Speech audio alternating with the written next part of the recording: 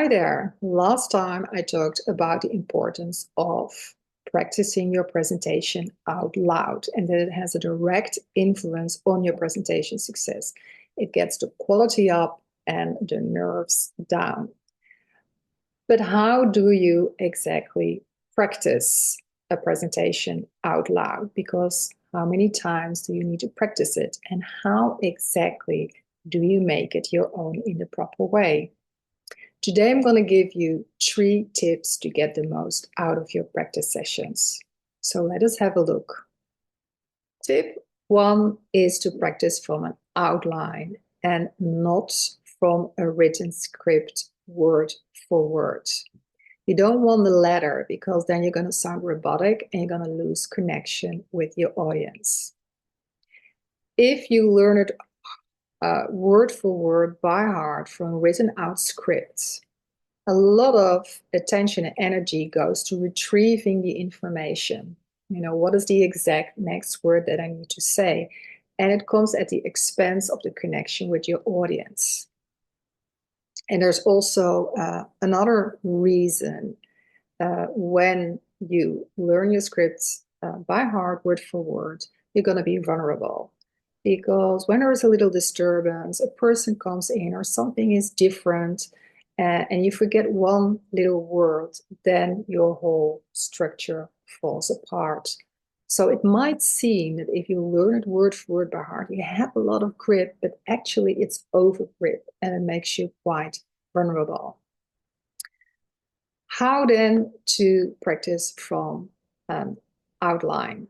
So you have to look at it as a funnel, like this. So you start with the notes, you start with your first draft, and you keep on cutting this draft until you're left with a bulleted outline. And when you're left with a bulleted outline, it's a matter of just looking at the outline and you can give it to the audience. You look at the outline and you can give it to the audience. So in this instance, you have grip, yet you're flexible, yet you're in connection. So you have the right grip, but not the over grip. So the best way to practice is from a bulleted outline. The second tip is to spread out your practice sessions over time. So you don't want to cram them in the evening before. You don't want to do your practicing in the morning before your presentation, because then you're going to notice like, this is not going so fluent. This is not going so smoothly. So it's not really going to help you with calm your nerves, and it's not going to help you with your confidence. So that's why you want to spread it out over time, because then when you notice, okay, this is not going perfectly, you still have time to work it out. How often do you need to practice your presentation? Well, the rule of thumb is 3 times on 3 days. For me, the golden number is really 3. I notice that it really helps me. So I work on it 3 times on a day. I'm going to leave it. I'm going to sleep on it, work on it again 3 times, sleep on it. And then in the morning before the presentation, when possible, I do it 1 to 3 times, at least 1 time, but I try to do it 3 times. So that's a golden rule of thumb. The second reason why you want to spread your practice sessions over time is you want to make use of the incubation time. Believe it or not, but your mind is going to work on it in the background when you sleep on it. So what I mean with that is I've been working on it in a very concentrated way, but then I let go. I sleep on it, and in the back of my mind, you make use of incubation time because your brain will still be working on it. So the next day you can profit from it. You might be on in the shower and you get a great idea.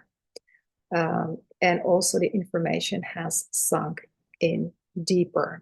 So it's really great to make use of that. The third reason, and it's a very important reason, is that it can help you to keep your composure and be in the moment when you present. When I talked about practicing out loud, I talked about doing it several times so your brain has laid a track several times. It's less new, so less scary. Well, the same goes for your body. Your body also has a memory, at least call it muscle memory.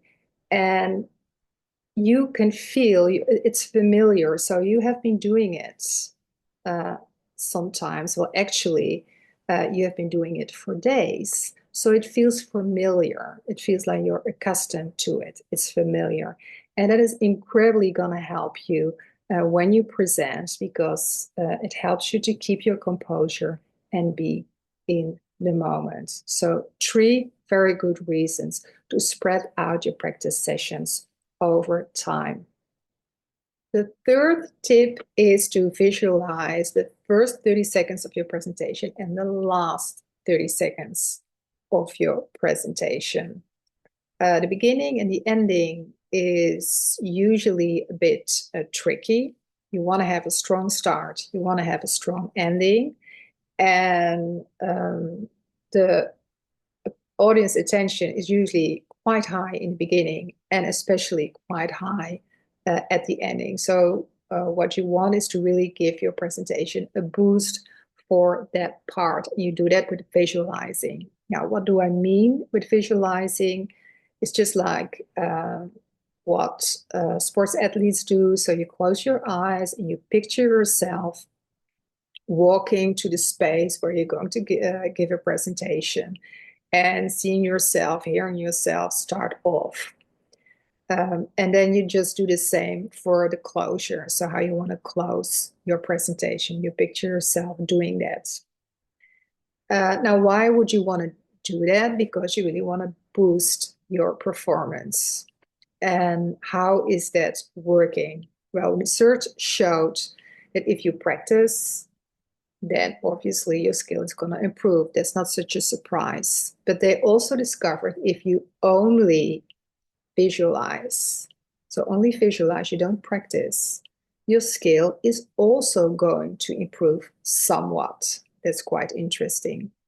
But then they also saw that if you combine it, so you practice and you visualize, that you really boost your performance in this way. So it really makes a big difference. So the third tip is to visualize the first 30 seconds and the last 30 seconds. These were the three tips to get the most out of your practicing session. So to practice from an outline, to spread out your practicing sessions over time, and to visualize the first 30 seconds and the last 30 seconds. If you feel you do not have a lot of time to practice like 3 times 3, as I explained, then check out my video on the secret to impromptu speaking. If you want to receive more tips, then do not forget to subscribe to the subscribe button and to activate the bell, because then you will get a signal once a fresh monthly video will pop up. For now, I want to thank you for watching and wish you more grip, more impact, and more presenting pleasure.